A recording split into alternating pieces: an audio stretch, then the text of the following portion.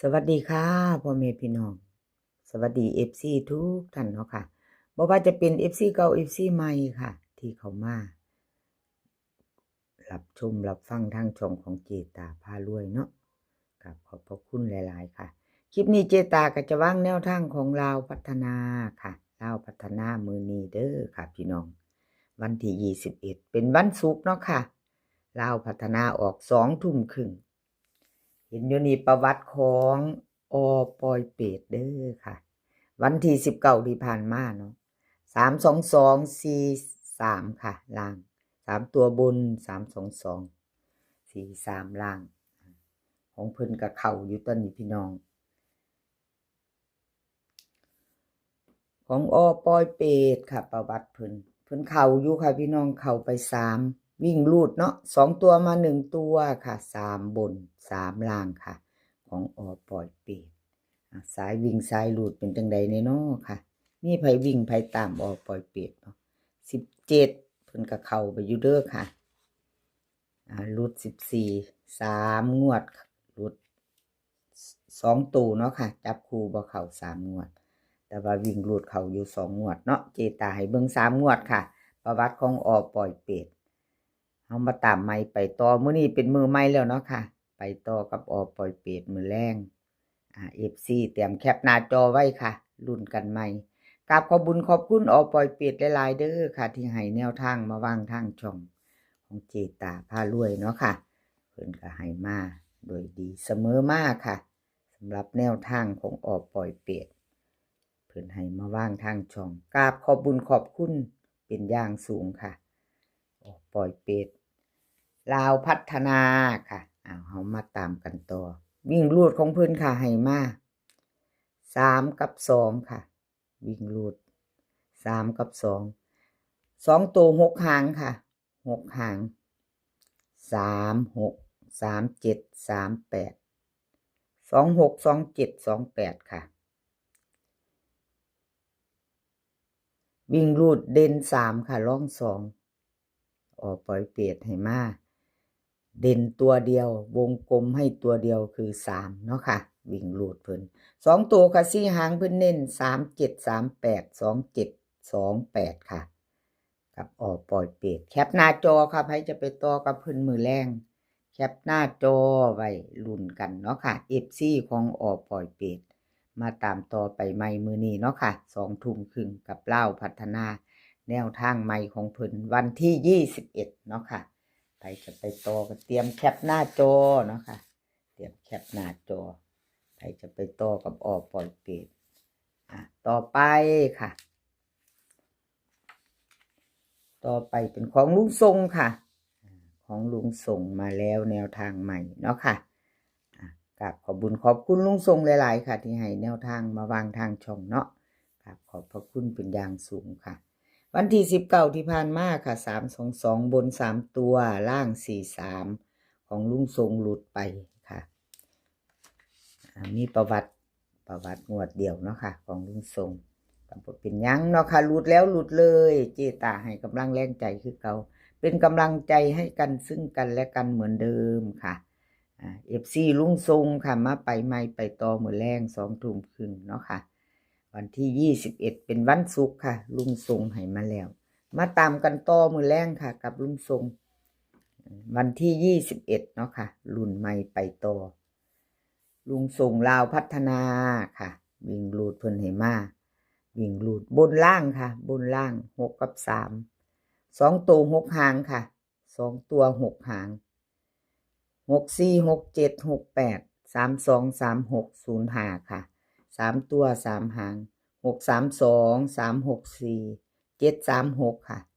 วิ่งรูดเด่นบนเด่นล่างเท่ากันค่ะ6กับ3วงกลมให้ถึง2ตัวเนาะ4หางค่ะเพิ่นเน้นให้ลุงทรงเน้น4หาง6 4 7 6 3 2กับ36ค่ะแคปหน้าจอไว้รุ่นมื้อแลงค่ะ3ตัวนี้เท่ากันค่ะลุงทรงเน้นเด่นให้มาเด่นเน้นถึง3หางเนาะค่ะ6 3 2 3 6 4 7 3 6แคปหน้าจอไปลุ้นกันต่อมื้อแลงวันศุกร์ที่21ค่ะ20:30 ไผจะไปต่อกับลุงทรงค่ะชอบก็จัดขัดก็ผ่าน FC ลุงทรงผู้ที่เพิ่นติดตามกันเนาะค่ะFC เพิ่นแคปหน้าจอเราไปต่อเนาะค่ะกับลุงทรงแล้วก็ต่อไปค่ะคลิปนี้มีซีเซียนดังเด้อค่ะพี่น้องจะมีอปอยเปรตลุงทรงดาผ้ารวยแล้วก็รับสายด่วนค่ะมี4ท่านเนาะชอบของผู้ใดเตรียมจัดของผู้นั่นค่ะเลขทุกตัวเอามาวางเพื่อเป็นแนวทางค่ะโปรดใช้วิจารณญาณในการรับชมเป็นอย่างสูงเนาะค่ะอันนี้ดาผ้ารวยค่ะแนวทางประวัติของเพิ่นดาบ่ได้ให้มาเนาะวันที่19เนาะค่ะ19ไม่ได้ให้มามีแต่ประวัติ14กับ17มาไปต่อเนาะค่ะไปต่อมื้อนี้วันที่21วันที่19นั่นเพิ่นบ่ได้ให้แนวทางมาเนาะค่ะบ่มีประวัติเนาะกราบขอบคุญขอบคุณดาผ้ารวยคนสวยในช่องเด้อค่ะที่ให้แนวทางมาวางทางช่องกราบขอบพระคุณหลายๆคนสวยในช่อง FC ของดาค่ะมาตามต่อมื้อแลง20:30นคนสวยในช่องเพิ่นให้มาน้อยๆหางค่ะน้อยๆเน้นๆเจาะๆกับคนสวยดาวิ่งรูดค่ะเพิ่นให้มา8กับ9 2ตัวเหมือนเดิมค่ะกลับมาให้พรเรียบร้อย9889 7887 3ตัว1หางค่ะ789 4ตัว1หาง4789ค่ะแคปหน้าจอไว้ค่ะใครจะไปต่อ FC ดามือแรง20:30นเนาะค่ะ FC ของดาพารวยคนสวยในช่องเนาะค่ะลุ้นกันไม่ไปต่อเนาะเลขทุกตัวเอามาวางเพื่อเป็นแนวทางแหละค่ะรับชมรับฟังเป็นเพียงแนวทางมีเขามีรุดเนาะรุดไปกะกลับขอโทษขออภัยเนาะพี่น้องมือแรงอย่าให้รุดเด้อดาพารวยจูงแขนกันมาเป็นครูเด้อค่ะให้พี่น้องได้โชคดีกันมันกันกับเล่าพัฒนาเนาะพี่น้องดาพารวยมาตัวมือแรงเดินแคปหน้าจอแล้วไปต่อค่ะแคปหน้าจอแล้วไปต่อเป็นของใครแคปหน้าจอของดาพารวยไปต่อค่ะรับสายด่วนค่ะพี่น้องรับสายด่วนของเพิ่นเข้าไปสายวิ่งสายรูดค่ะพี่น้องรับสายด่วนมาแค่วิ่งรูดเนาะเล่าพัฒนาวันที่19ที่ผ่านมาค่ะประวัติของเพิ่น322บน3ตัว43ล่างค่ะเพิ่นเข้าไปวิ่งรูด2ตัวมา1ตัวเข้าไป3บน3ล่างค่ะรับสายด่วน FC มีบ่เนาะไปตามเพิ่นสายวิ่งสายรูดรูดไปค่ะวันที่17เข้าไปรูด3งวดค่ะรับสายด่วนเข้าไปตะวิ่งรูด2ตัวไม่เดินไม่มาจับคู่ไม่มีไม่เข้าเนาะค่ะกับขอโทษขออภัย FC แท่นรับสายด่วนหลายๆเด้อค่ะที่แนวทางเพิ่นบ่เข้าเนาะมาตะวิ่งรูดเนาะค่ะมาไปต่อไปใหม่มาลุ้นกับเพิ่นมื้อแรงต่อค่ะมื้อแรงวันที่21ลาวพัฒนาเป็นวันศุกร์เนาะพี่น้องเป็นมื้อใหม่แล้ววันศุกร์มาไปต่อเตรียมแคปหน้าจอ FC รับสายด่วนค่ะลาวพัฒนาค่ะเพิ่นให้มา8กับวิ่งรูด8กับ1ค่ะ8กับ1 2ตัว4หาง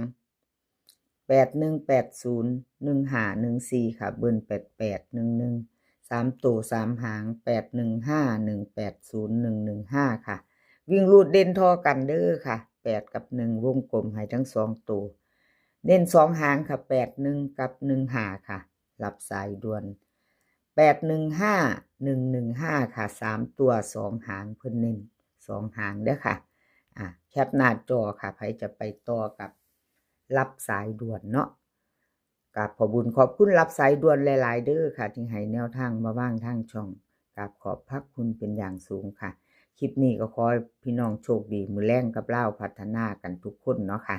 มือนี้ให้มีความสุขให้สุขภาพร่างกายแข็งแรงกันทุกคนค่ะ หนาวแล้วเด้อค่ะพี่น้องดูแลสุขภาพกันเนาะเดินทางไปไสก็ขอให้ปลอดภัยค่ะเดินทางไปขอให้มีโชคกลับมาก็ขอให้มีชัยคลิปหน้าพ่อกันไหมค่ะคลิปนี้ก็สวัสดีค่ะ